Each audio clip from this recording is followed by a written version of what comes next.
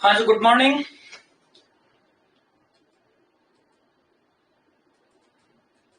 उदित, हम last class में कहां तक पहुंच गए थे बेटा?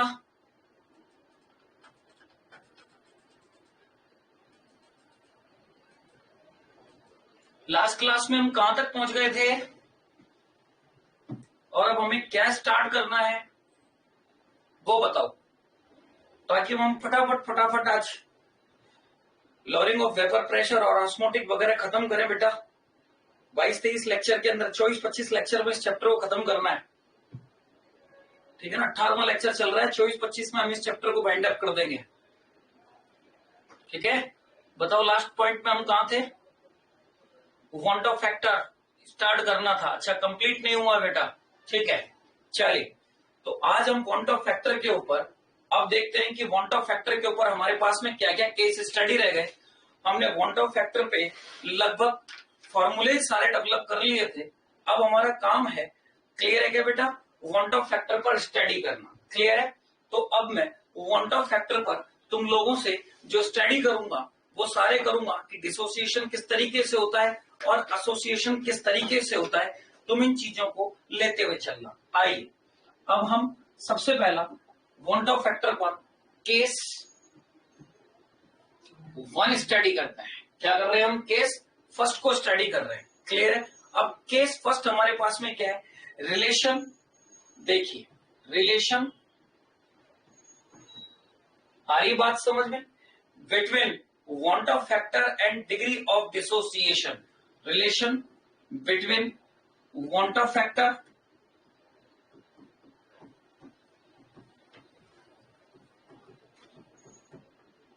I and degree of dissociation.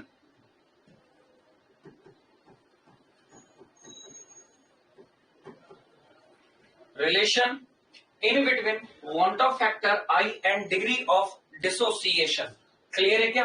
और डिग्री ऑफ डिसोसिएशन होता है alpha.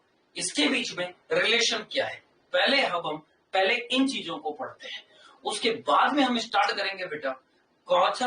Elevation and boiling point, depression and freezing point और ऑस्मोटिक प्रेशर। पहले यहां हमारी कमांड हो जानी चाहिए। रीजन आपको ये पता लगना चाहिए कि जो सॉल्यूट आपने डाला है वो डालने के बाद डिसोसिएट हो रहा है, एसोसिएट हो रहा है, हो क्या रहा है, और उसके ऊपर अल्फा का क्या रिलेशन होता है। आ रही है बात समझ? तो सुनिए, अब मैं इस टॉपिक को अगर स्टार्ट करूं तो रिलेशन इन बिटवीन, आ रही है बात समझ?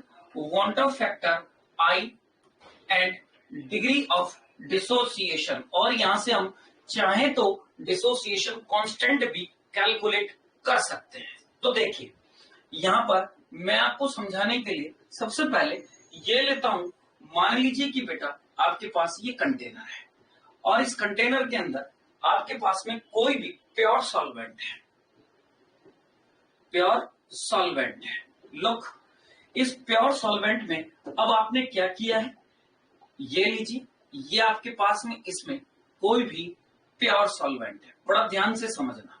और इस प्योर सॉल्वेंट में अब आपने बाहर से कोई सॉल्यूट डाल दिया। क्लियर है बेटा? सॉल्यूट कैसा है आपके पास में? नॉन वोलेटाइल है। क्लियर है? सॉल्यूट कैसा है बेटा?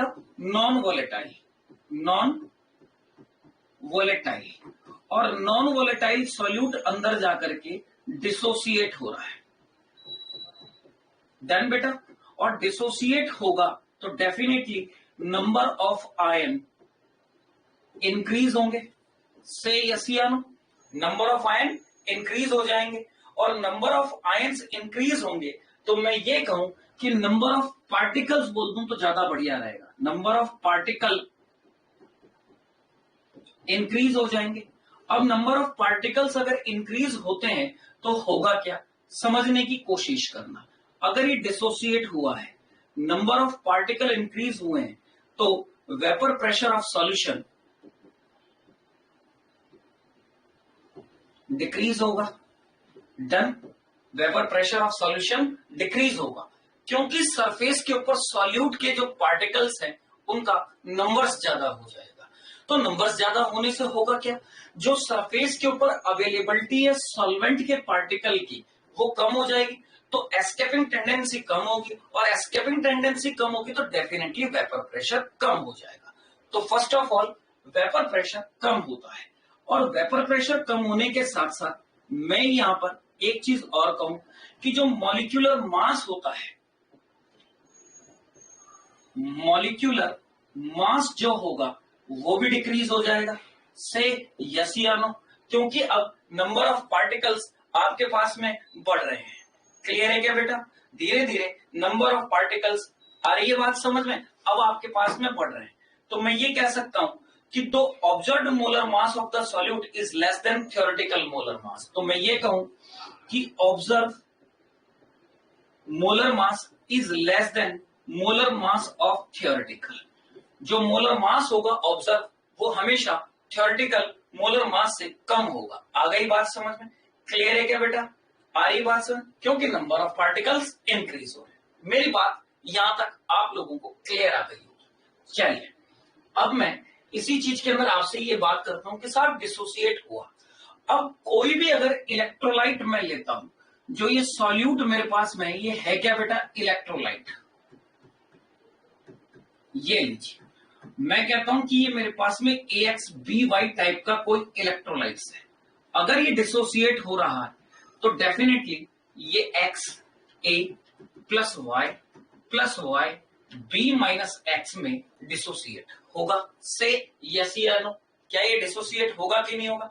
तो ऑब्जर्व कॉलिगेटिव प्रॉपर्टी, अगर मैं कहूं कि ऑब्जर्व कॉलिगेटिव प्रॉपर्टीज तो बढ़ जाएंगी। हाँ यार, ऑब्जर्व कॉलिगेटिव प्रॉपर्टी तो बढ़ेंगी, लेकिन थ्योरेटिकल कॉलिगेटिव प्रॉपर्टीज डिक्रीज हो जाएंगी। थ्योरेटिकल कॉलिगेटिव प्रॉपर्टीज डिक्रीज हो जाएंगी। पहले ये एक जर्नल जो सिस्टम मैंने जनरेट किया है, क्या ये बेटा एक जर्नल सिस्टम पहले अच्छे से समझ आया क्या? मैं अब ये मानता हुआ चलता हूं कि जो मैंने इसमें इलेक्ट्रोलाइट डाला है ये 1 मोल है, तो मैं कहता हूं कि 1 मोल, यहां पर मैं लिख देता हूं, यहां से मैं स्टार्ट करता हूं। क्लियर है क्या बेटा? लेट 1 मोल ऑफ, आ रही बात, जो सॉल्यूट है मेरे पास में is dissolved in A solution. 1 mole solute, और जो सॉल्यूट है वो क्या है? Electrolyte is dissolved in solution, in solvent लिख देता हूं, ये लीजिए। क्लियर है बेटा? 1 मोल इलेक्ट्रोलाइट को मैंने डिसॉल्व किया किस में? इस सॉल्वेंट में। They will form solution. आ गई बात समझ में? क्लियर है क्या बेटा? And 1 molecule of the solute and 1 molecule of the solute give n particle. तो मैं क्या कहूंगा? And 1 molecule of solute give n particle। मैं ये मानता हूं कि मैंने एक सॉल्यूट लिया और उसने अंदर डिसोसिएट होकर के आपको क्या दे दिए बेटा? n पार्टिकल्स दे दिए। तो the degree of dissociation is alpha. तो मैं कहूं कि द डिग्री ऑफ डिसोसिएशन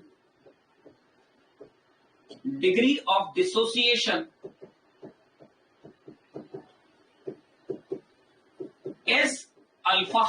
हाँ या ना? डिग्री ऑफ डिसोसिएशन क्या होगी? अल्फा। और अल्फा क्या है बेटा?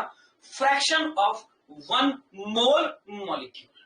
तो मैं ये कह दूं कि सर जो अल्फा है, वास्तव में ये अल्फा है क्या चीज? अल्फा कहलाता है डिग्री ऑफ डिसोसिएशन। तो फ्रैक्शन ऑफ 1 मोल डिसोसिएट, मैं क्या कहूंगा? Fraction of 1 mole dissociate. बोले इसका मतलब क्या हो? अरे भाई अल्फा की वैल्यू 0 से तो बड़ी होगी लेकिन 1 से कम हो जाएगी। क्लियर है क्या बेटा? आइए अब इसी चीज को अगर अपन प्रॉपर वे में थोड़ा सा समझ लें तो देखिए, मैं ये कहता हूं, बड़ा ध्यान से आप समझिएगा। मान लीजिए कि मेरे पास में ये A पार्टिकल्स थे, ब्रेक हुए और ये MB पार्टिकल या MA पार्टिकल्स में तब्दील हो गए। मेरी बात समझ में आ रही? एक पार्टिकल था, ब्रेक हुआ, n पार्टिकल्स इसने बना लिए हैं। मेरी बात समझ में आ गई बेटा? आगे बात से इन द बिगिनिंग, जो शुरुआत में मैंने इसका 1 मोल लिया इनिशियली। आ रही बात समझ? बड़ा ध्यान से एक एक चीज को पॉइंट टू पॉइंट समझते जाना, बड़ा इंटरेस्ट आएगा इसके अंदर आप लोगों को। फिर हम कैलकुलेशन करेंगे strong electrolyte, weak electrolyte, non electrolytes, बोले इनका रिलेशन क्या है आपस में। यहां से मैं ट्रिक सिखाऊंगा आपको डायरेक्ट आयोटा को कैसे कैलकुलेट किया जाता है। तो लोग, मैं क्या कह रहा हूं कि बिफोर डिसोसिएशन मैंने इसका 1 मोल लिया तो डेफिनेटली ये 0 मिलेगा, हाँ या ना बेटा? अब मैं कहता हूं कि आफ्टर डिसोसिएशन ये हो जाएगा 1 माइनस अल्फा, तो डेफिनेटली क्या ये n अल्फा होगा क्या? हाँ या ना? क्लियर है बेटा? बात समझ में आ रही है? क्लियर है? और मैं कहता हूं कि अगर इनके अंदर इस तरीके से इक्विलिब्रियम मेंटेन हो जाए, क्या कह दिया मैंने? ये लीजिए कि इनमें इक्विलिब्रियम मेंटेन हो जाए। क्लियर है? तो इक्विलिब्रियम पर ये जो आफ्टर डिसोसिएशन है, इसी को मैं कह देता हूं एट इक्विलिब्रियम। तो क्या मेरे पास में यहां पर इनिशियल मोल तो आएगा, टोटल मोल तो आएगा 1, और मैं यहां पर टोटल मोल कैलकुलेट करूं तो 1 minus n alpha, 1 plus n alpha plus alpha. तो क्या मैं यहां पर इस चीज को ऐसे लिख लूं कि 1 minus alpha plus n alpha मुझे मिल रहा है। डन बेटा, ये टोटल मोल हो गए। अब बड़ा ध्यान से आप देखिए कि अगर मैं इसमें से अल्फा को कॉमन ले लेता हूं, अगर मैं यहां पर अल्फा को कॉमन ले लेता हूं तो क्या यहां पर 1 प्लस, ये लीजिए अल्फा अगर मैंने कॉमन ले लिया तो क्या मैं n माइनस 1 लिख सकता हूं क्या? डन बेटा, यहां तक बोलो। अब आप जानते हो कि आयोटा जो होता है वो होता है number of particles before dissociation, आ रही बात से, association upon number of particle after dissociation और एसोसिएशन। तो मैं ये कहूंगा 1 plus alpha n minus 1 upon 1। क्या यही चीज हम लिखते हुए आए थे क्या? हाँ या ना? क्लियर है बेटा? तो बड़ा ध्यान से देखिए, अब आयोटा की value 1 plus alpha n minus 1, क्या ये एक जर्नल फार्मूला डिसोसिएशन के लिए आपके पास में आ गया है क्या? बहुत सिंपल सा, मैंने कुछ भी नहीं किया है, बड़ी सिंपल सी इक्वेशन बना करके iota is equal to 1 plus alpha n minus 1, मैंने ये फार्मूला ड्राइव कर लिया। n क्या है बेटा? यहाँ पर नंबर ऑफ, n क्या है यहाँ पर? ये लीजिए n क्या है यहाँ पर? नंबर ऑफ पार्टिकल, और ये पार्टिकल्स क्या हो सकते हैं? आयन और मॉलिक्यूल। क्या हो सकते हैं ये? आयन और मॉलिक्यूल्स मेरे पास में नंबर ऑफ पार्टिकल्स हो सकते हैं। डन है बेटा? तो iota is equal to 1 plus alpha n minus 1, तो नंबर ऑफ पार्टिकल्स मेरे पास में आ गए हैं, ये आयन्स हो सकते हैं। अब देखना, इस केस में तुम कैसे भी स्टडी करो, आयोटा की वैल्यू ग्रेटर देन 1 ही आ रही है क्या? हाँ या ना? मैं इसमें कुछ ना कुछ वैल्यू डालता हूं और सॉल्व करता हूं, तो iota is always greater than 1 ही होगा। मैं ये कहूं कि n is greater than equal to 2 भी हो सकता है। अब मैं यहां से अगर अल्फा को कैलकुलेट कर लूं, जो कि मेरे पास में डिग्री ऑफ डिसोसिएशन है, क्लियर है? तो क्या मैं अल्फा को अब कुछ इस तरीके से लिख सकता हूं क्या? Iota minus 1 upon n minus 1। ये लीजिए, क्या बेटा मेरे पास में ये आयोटा की वैल्यू के साथ साथ ये पूरा अल्फा निकल करके आ गया क्या? बोलिए यहां तक। अब मैं अगर इस चीज को पॉइंट टू पॉइंट आपको समझाने की कोशिश करूं और इसके ऊपर लेकर के न्यूमेरिकल्स डेवलप करना स्टार्ट करूं, तो वो बात का पॉइंट है। न्यूमेरिकल हम जब सारा पढ़ लेंगे, एलिवेशन, डिप्रेशन, ऑस्मोटिक वगैरह सब पढ़ लेंगे, तो फिर उनको कंबाइंड करके न्यूमेरिकल्स बनाना स्टार्ट करेंगे, ताकि उससे हमारी प्रैक्टिस बने। पहले हम डिग्री ऑफ डिसोसिएशन क्या होता है साहब, आयोटा कैसे निकालते हैं, अल्फा के बीच में क्या रिलेशन है। मान लो अगर मुझे कोई वीक एसिड दे दिया जाता और वीक एसिड का डिग्री ऑफ डिसोसिएशन पूछ लेता, क्लियर है ना, कोई भी सॉल्वेंट में, जब अल्फा आ गया तो क्या बेटा यहां से बड़ी आसानी से Ka is equal to you know very well C alpha square upon 1 minus alpha से भी क्या किसी वीक एसिड का डिसोसिएशन कांस्टेंट कैलकुलेट किया जा सकता है? ये एक एक्स्ट्रा पूछ ले तो वैसा डेवलप नहीं होगा, लेकिन हाँ अगर आप अल्फा निकाल लेते हो तो ये चीज आएगी। अब सुनिए, मैं अलग अलग चीज के लिए अलग अलग आपसे पॉइंट अब डिस्कस कर रहा हूं। पहले छोटी छोटी चीजों को ऑब्जर्व करना, फिर हम बड़े बड़े क्वेश्चन पे आएंगे। जैसे मान लीजिए कि एग्जांपल 1 मैंने लिया NaCl, ये ब्रेकडाउन हुआ, किसमें होगा बेटा? Na प्लस और ये Cl माइनस में होगा। क्लियर है क्या बेटा? अब देखिए, ये बिफोर और ये आफ्टर समझने की कोशिश करना। मैंने इसके ए मोल तो 0 ये A माइनस अल्फा, बड़ा ध्यान से समझना। तो क्या ये मुझे डेफिनेटली A अल्फा और ये भी A अल्फा मिलेंगे क्या? हाँ या ना? क्लियर है? तो बड़ा ध्यान से देखो, यहां पर नंबर ऑफ पार्टिकल्स जो N आ रहे हैं वो 2 आ रहे हैं क्या? सबसे पहली तो नंबर ऑफ पार्टिकल्स N 2 मिल गए। अगर मैंने इसको A अल्फा लिया और मान लिया कि ये A था, तो ये A अल्फा और वो भी A अल्फा। डन है क्या? बात समझ में आ रही? तो जर्नली अगर मैं इसके मोल कैलकुलेट करूं तो इसका एक मोल तो ये भी A अल्फा और A अल्फा, क्योंकि कोफिशिएंट तो मैंने AA लिया है।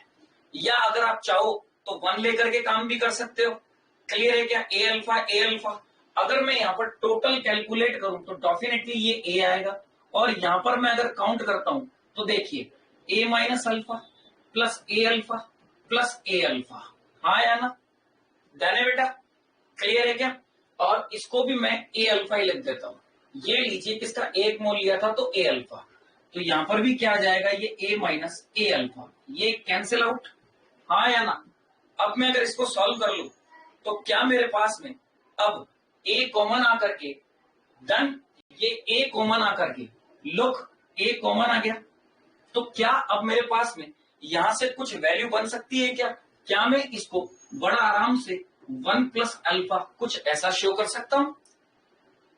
और जैसे ही मैंने इसको ऐसा शो कर लिया तो यू नो वेरी वेल, आप जानते हो कि I is equal to A 1 plus alpha upon A initial. A से A कैंसिल आउट, तो I की जो वैल्यू आई वो आ गई 1 प्लस अल्फा। क्लियर है क्या बेटा? और स्ट्रॉन्ग इलेक्ट्रोलाइट है, स्ट्रॉन्ग इलेक्ट्रोलाइट है, स्ट्रॉन्ग इलेक्ट्रोलाइट है, और स्ट्रॉन्ग इलेक्ट्रोलाइट के लिए अल्फा की वैल्यू 1 होती है। क्लियर है? तो देखिए I is equal to 1 plus 1, that means I की वैल्यू कितनी आ गई? 2 आ गई। तो आपने एक चीज सीख ली, वो एक चीज ये सीख ली कि जब भी स्ट्रॉन्ग इलेक्ट्रोलाइट होगा तो स्ट्रॉन्ग इलेक्ट्रोलाइट के लिए जो वैल्यू N है, क्या वही वैल्यू I बन जाएगी क्या? डन बेटा? वही क्या वांट ऑफ फैक्टर की वैल्यू आ जाएगी क्या? इसको एक चीज से और सॉल्व करता हूं, एक दो एग्जांपल हम और लेते हैं ताकि आपके ये चीज धीरे धीरे क्लियर हो जाए। ये लीजिए, मैं एग्जांपल नंबर 2 लेता हूं, और एग्जांपल नंबर 2 में मैं इसी तरीके से एक और इलेक्ट्रोलाइट लेता हूं MgCl2। अब इसको ब्रेक करता हूं तो लुक, प्लस का 2 और प्लस का 2Cl माइनस, तो N की वैल्यू हो रही है 3, नंबर ऑफ पार्टिकल्स कितने आ रहे? 3। तो डेफिनेटली मेरे पास में I की वैल्यू भी 3 आनी ही चाहिए अगर ये स्ट्रॉन्ग इलेक्ट्रोलाइट्स है। तो look, I is equal to मैंने कितना लिया? 3। तो लुक बेटा, इसको A ले लूं तो ये डैश डैश डैश, तो टोटल मेरे पास में आएगा A। कब? ये बिफोर। मैं B डॉट लिख रहा हूं, इसका मतलब बिफोर।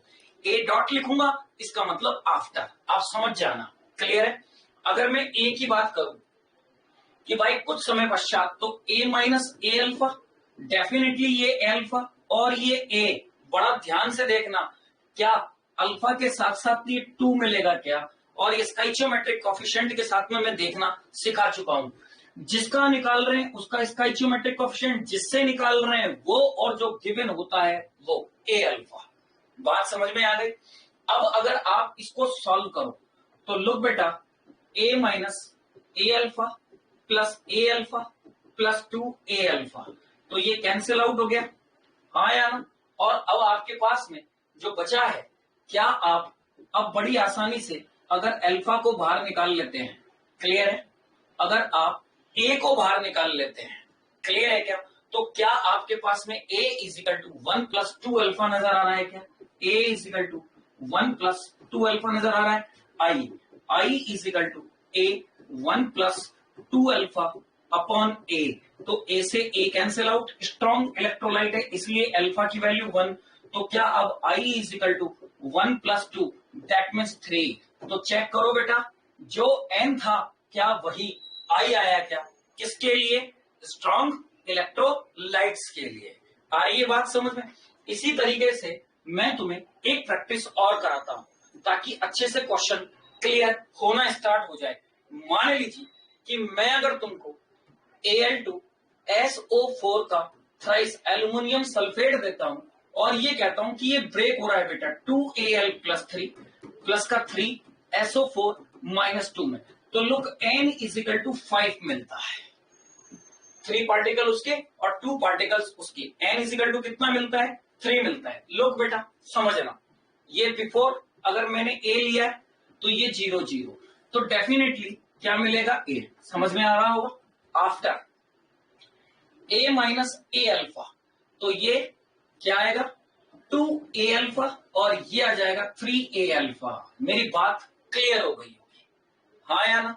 और अगर अब मैं सॉल्व कर लूं तो a 1 प्लस का 4 अल्फा तुम्हें नजर आ रहा होगा। भाई a अल्फा इसमें से कट गया तो बच गया 1 अल्फा और 1 अल्फा 4 अल्फा, a कॉमन मिल गया तो 1 प्लस 4 अल्फा। डन बेटा।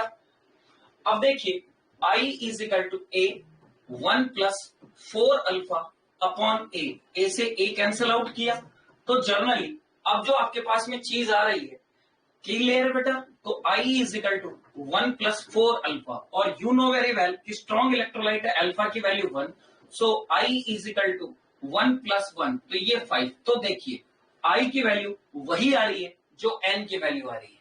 कहने का सीधा सीधा मीन्स ये निकलता है कि स्ट्रॉन्ग इलेक्ट्रोलाइट्स के लिए वांट ऑफ फैक्टर वही बन जाता है जो उसके नंबर ऑफ पार्टिकल्स होते हैं।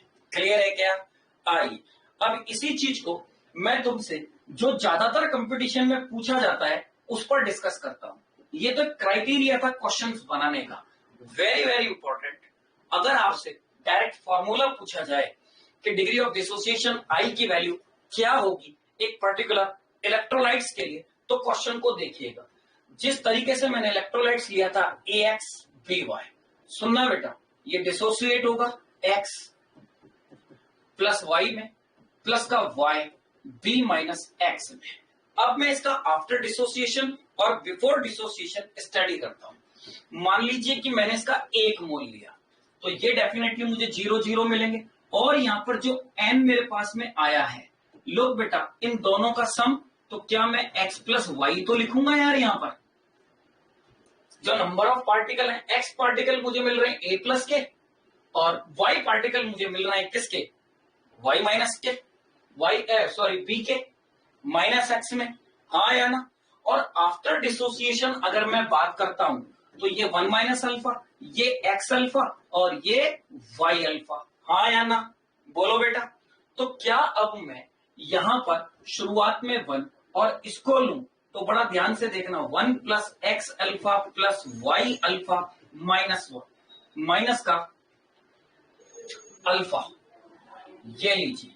क्या ये देखने को अब आपको बड़ी आसानी से मिल रहे हैं? अब मैंने क्या किया, इसमें से अल्फा को कॉमन ले लिया, तो लोग 1 प्लस अल्फा कॉमन ले लिया तो X प्लस Y माइनस 1, ये चीज आ गई बेटा।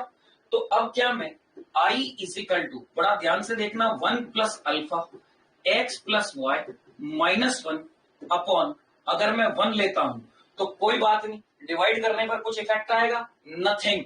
तो क्या मेरे पास में अब iota is equal to 1 plus alpha X plus Y minus 1, एक ये जर्नल फॉर्मूला कई बार परीक्षाओं में पूछा जाता है इस टाइप के इलेक्ट्रोलाइट्स के लिए।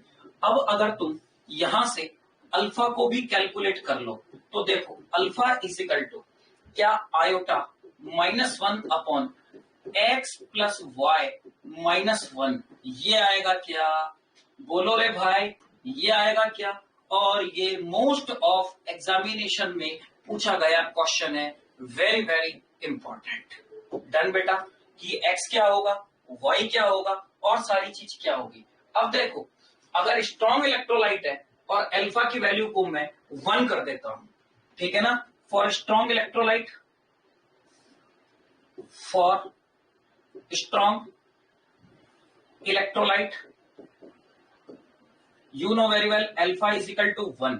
तो बड़ा ध्यान से आप समझना कि जैसे ही मैंने अल्फा की वैल्यू को 1 किया तो iota is equal to 1 plus x plus y minus 1, 1 से 1 कैंसिल आउट, तो iota is equal to again x plus y. So conclusion ये निकला कि स्ट्रॉन्ग इलेक्ट्रोलाइट के लिए जो मेरे पास में एन है, क्या वही आयोटा आया क्या। Are you getting my idea mister? Say yes या नो, बोलिए, कोई दिक्कत? तो स्ट्रॉन्ग इलेक्ट्रोलाइट की क्या पूरी कैलकुलेशन अब आपके समझ में आ गई। तो अब मैं अगर स्ट्रॉन्ग इलेक्ट्रोलाइट में एसिड लूं, बेस लूं और वीक इलेक्ट्रोलाइट लूं, और ऐसा भी तो क्वेश्चन बना सकता हूं कि कोई मैंने स्ट्रॉन्ग इलेक्ट्रोलाइट ले लिया और कह दिया कि ये इतना % आयोनाइज्ड हो रहा है, उस पर भी ध्यान रखना। ऐसा नहीं कि तुम्हें स्ट्रॉन्ग इलेक्ट्रोलाइट मिल जाए और तुम हमेशा ये कह दो कि सर ने तो सिखाया था कि जो स्ट्रॉन्ग इलेक्ट्रोलाइट में नंबर ऑफ पार्टिकल्स होते हैं वही आयोटा बन जाता है। कोई जरूरी नहीं है, जब अगर वो तुम्हें % डिसोसिएशन दे दे तो इस बात का याद रखना। % डिसोसिएशन नहीं देता है तो सेम चीज, और अगर बेटा % डिसोसिएशन दे देता है तो always calculate with the help of formula.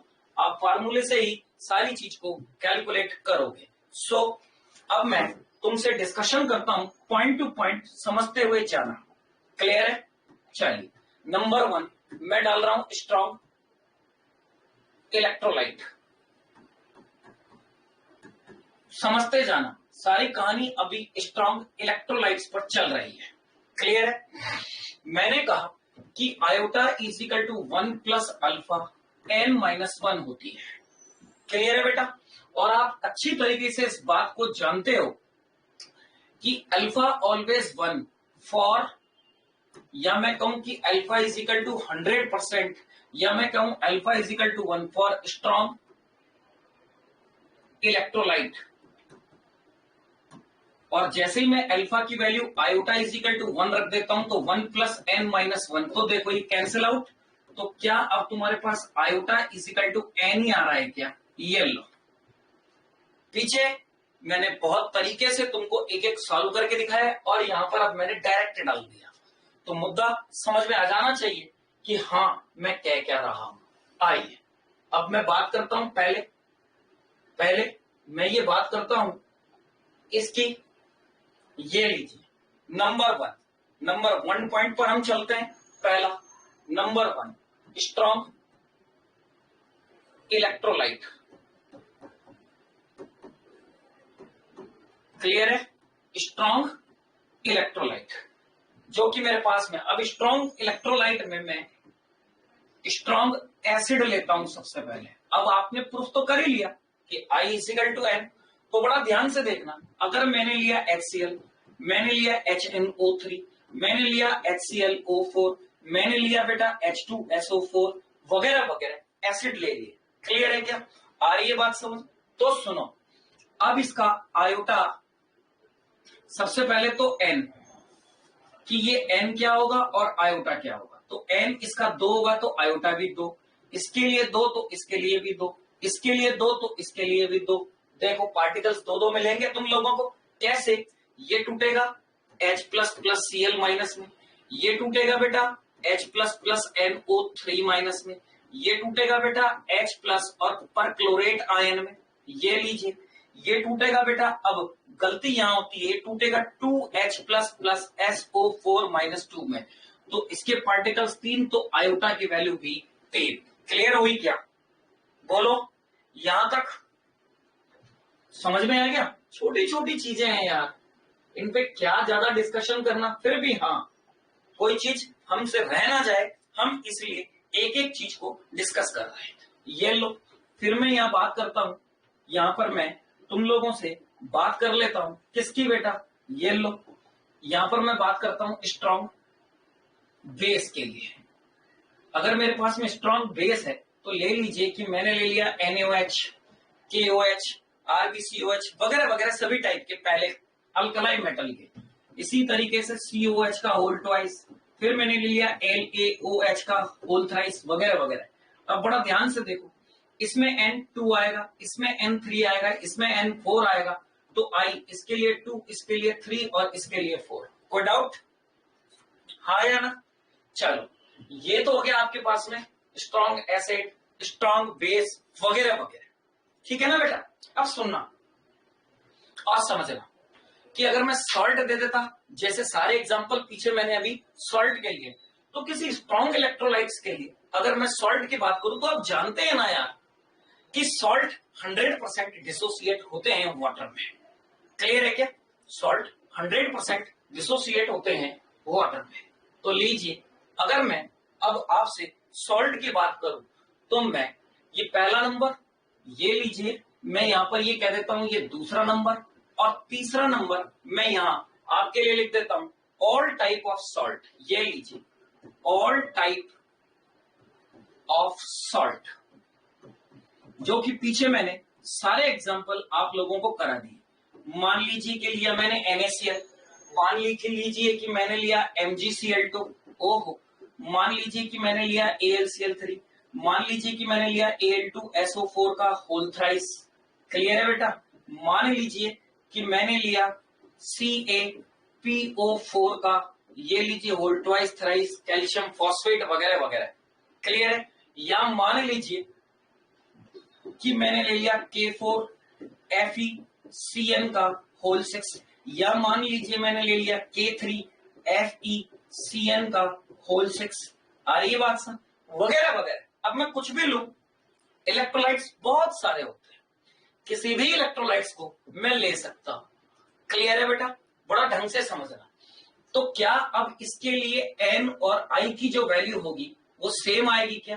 तो डेफिनेटली अगर मैं यहाँ पर N की और I की वैल्यू को कैलकुलेट करता हूं, तो 2 2, 3 3, 4 4, ये लीजिए, ये 5, ये भी 5।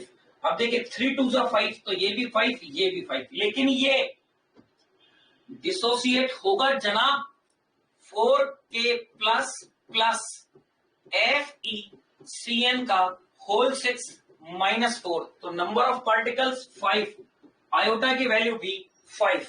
क्लियर है क्या? इसी तरीके से अगर मैं यहां देखूं, तो look 3K plus plus FeCN का होल 6 -3, तो नंबर ऑफ पार्टिकल्स 4, तो आयोटा की वैल्यू भी 4। Are you getting my idea? Say yes या नो? बात समझ में आ रही है? क्लियर बेटा? बेटा मल्टीप्लाई नहीं कराना है, 3 2 प्लस सम होता है, हमें सम से मतलब है, मल्टीप्लिकेशन थोड़ी आएगा। ठीक है?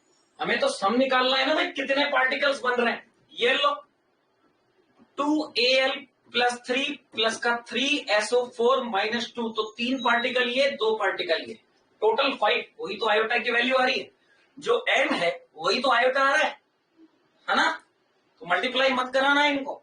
चलो आइए अब हम बात करते हैं, सर जब हमारे पास में आपने सारे इलेक्ट्रोलाइट्स बता दिए, तो ये लो, अब मुद्दा आता है वीक इलेक्ट्रोलाइट्स का और स्ट्रॉन्ग और नॉन इलेक्ट्रोलाइट्स।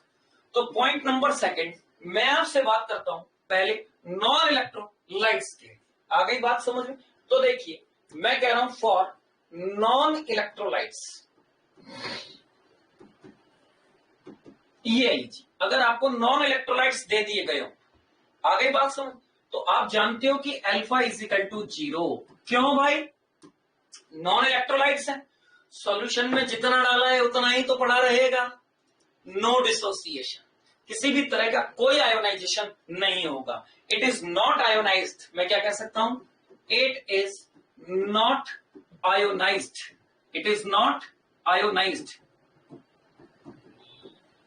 जैसे एग्जाम्पल यूरिया,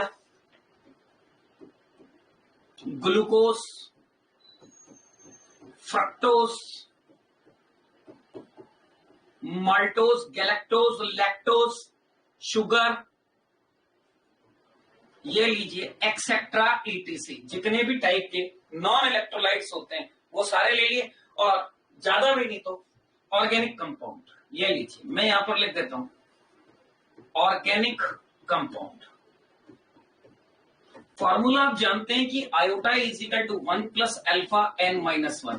लोग बेटा और समझो, अब मैंने कहा कि अल्फा की वैल्यू ही 0 है, तो क्या आयोटा इज इक्वल टू 1 आ गया क्या? तो जितने भी नॉन इलेक्ट्रोलाइट्स होते हैं उन सबके लिए वांट ऑफ फैक्टर की वैल्यू ऑलवेज 1। इसीलिए एनसीईआरटी के जितने भी शुरुआती न्यूमेरिकल्स हैं वो सारे नॉन इलेक्ट्रोलाइट्स पर दिए गए हैं। इसलिए किसी भी फॉर्मूले में आयोटा को स्पेशली मेंशन नहीं किया गया है। क्यों? क्योंकि आप जानते हैं iota is equal to n observe mole upon n theoretical mole होते हैं। तो जनरली जो ऑब्जर्व मोल होंगे वो iota into n theoretical mole होंगे। अब सुनो, अगर नॉन इलेक्ट्रोलाइट दे दिए तुमको तो नॉन इलेक्ट्रोलाइट के ऑब्जर्व मोल और थ्योरेटिकल मोल क्या आ जाते हैं? सेम आ जाते हैं, क्योंकि आयोटा की वैल्यू 1 आ रही है। तो क्या बेटा इस नॉन इलेक्ट्रोलाइट के लिए n observe will equal to n theoretical mole same आते हैं क्या? ये लीजिए, तो जब मोल सेम आ रहे हैं तो इनके मॉलिक्यूलर मास भी सेम आएंगे ऑब्जर्व और थ्योरेटिकल, तो इनकी वेपर डेंसिटी भी सेम आएगी ऑब्जर्व और थ्योरेटिकल। इसलिए कोई लफड़े वाली बात नहीं होती है, सीधा सीधा क्वेश्चंस निकल करके आता है। बोले कहना क्या चाह रहे हो? अरे भाई ऑब्जेक्टिव बना दे, तो जब ये कहानी है आ रही बात समझ में, तो क्या मैं लिख सकता हूं क्या I is equal to mass theoretical, आ रही बात समझ में, mass theoretical upon mass observe, ये लीजिए, और 1 है तो ये भी बराबर, तो mass theoretical will equal to mass observe. Clear है? और यहीं से तुम निकाल के लाए थे, याद करो ना यार, vapour density theoretical upon vapour density observe. Clear है क्या? तो मैं यहां पर ये भी तो लिख सकता हूं कि vapour density theoretical will equal to vapour density observe. ये लीजिए, हाँ या ना? मुद्दा क्लियर मेरा? बात समझ में आ गई? कल को वो नॉन इलेक्ट्रोलाइट के लिए आपसे कुछ भी निकलवा ले तो आपको एक एक चीज की बारे में पता होना चाहिए। डन? आइए आगे डिस्कशन करते हैं, बढ़ते हैं अब वीक इलेक्ट्रोलाइट्स पर। ये हमारे पास में क्या थे सारे? स्ट्रॉन्ग इलेक्ट्रोलाइट्स या फिर नॉन इलेक्ट्रोलाइट्स पर हमने स्टडी किए। लेकिन ध्यान रखना, मैंने स्ट्रॉन्ग इलेक्ट्रोलाइट को कंप्लीट डिसोसिएट माना है, मैंने उसके डिग्री ऑफ डिसोसिएशन की कोई भी परसेंटेज आपको नहीं दी है। इसलिए ध्यान से अब एक एक पॉइंट को समझना। पहले we will discuss weak electrolyte, after that I will give the percentage of strong electrolyte and then calculate iota. So, look.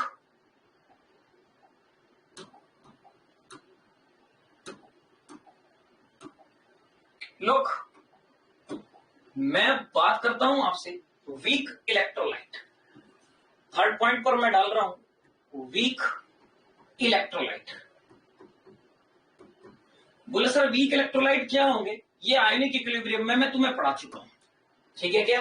अब वीक इलेक्ट्रोलाइट मेरे पास में दो तरीके के हो सकते हैं, या तो वीक बेस हो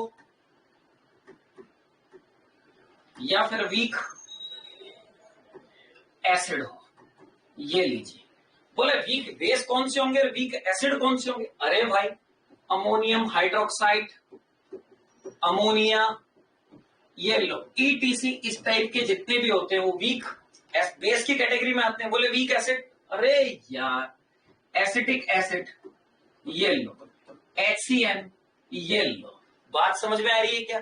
या फिर और ज्यादा जाओ तो H2S भी तो एक वीक एसिड है, पढ़ के आते हो इनऑर्गेनिक में, एक्सेट्रा ETC, ये सारे के सारे क्या है? वीक बेस है।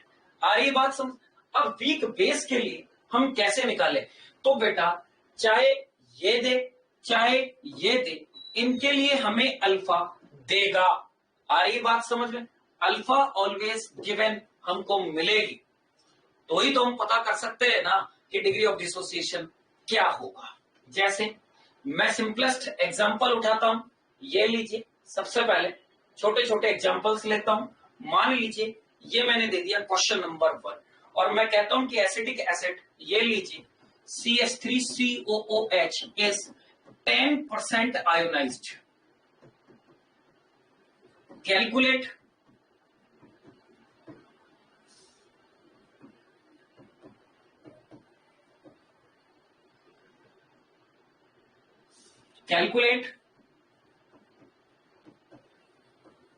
आयोटा।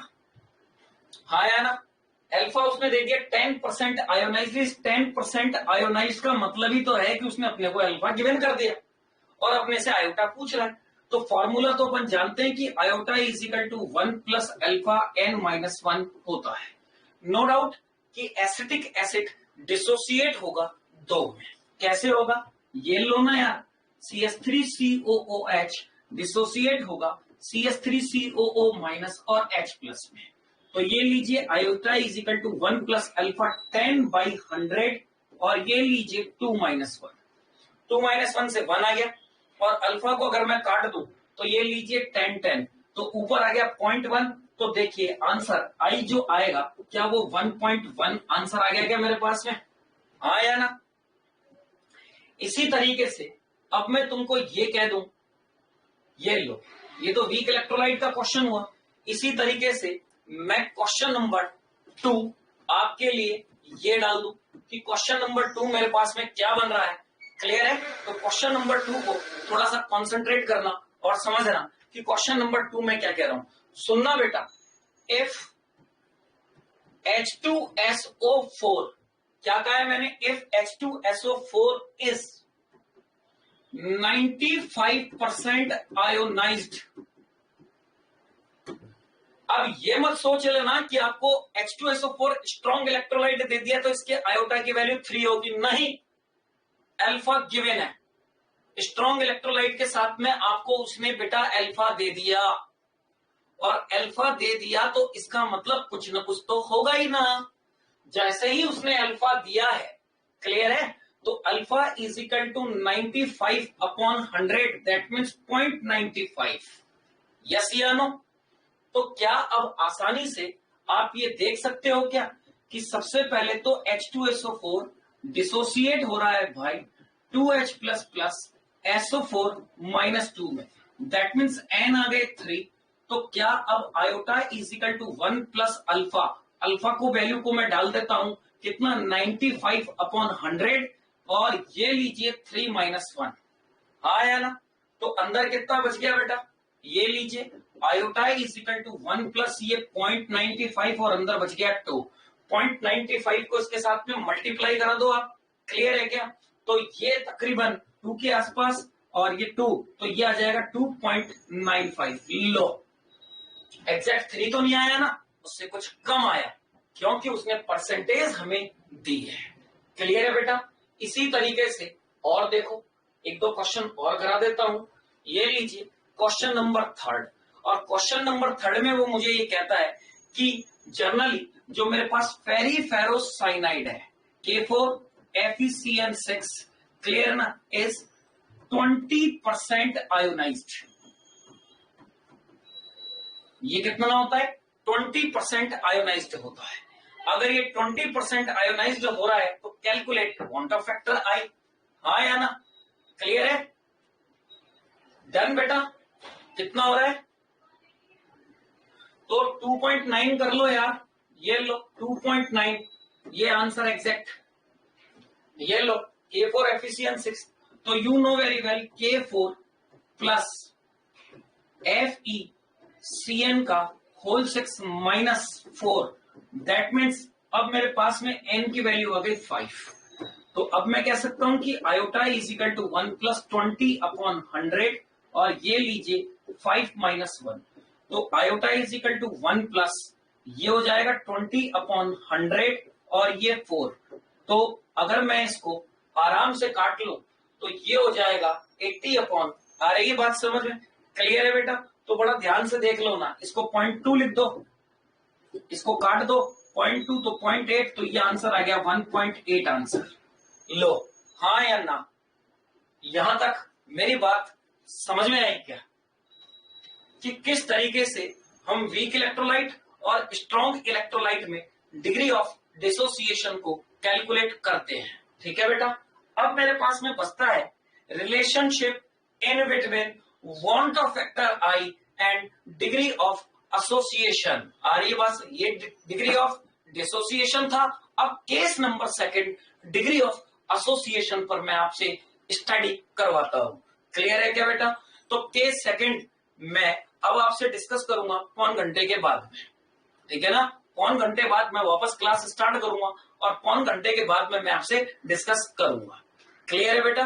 रीजन कि क्लास मेरी जाकर के मुझे थोड़ा सा समझाना है, तो पौन घंटे बाद में आपसे फिर से डिस्कशन करता हूं। तो आप तैयार रहिएगा कि मैं इस पूरे पोर्शन को आज 2 से 2.5 घंटे के अंदर कवर करूंगा पूरा। ये हो ही गया। इसके बाद में एसोसिएशन और उसके बाद में सीधे बॉइलिंग पॉइंट, फ्रीजिंग पॉइंट छोटे छोटे होते हैं, फटाफट खत्म करेंगे तो कल की क्लास फिर हमारी ऑस्मोटिक प्रेशर पे आ जाएगी और बाइंड अप कर देंगे। डन बेटा? मिलते हैं फिर पौन से 1 घंटे के बीच में, मैं पहले मैसेज डाल दूंगा।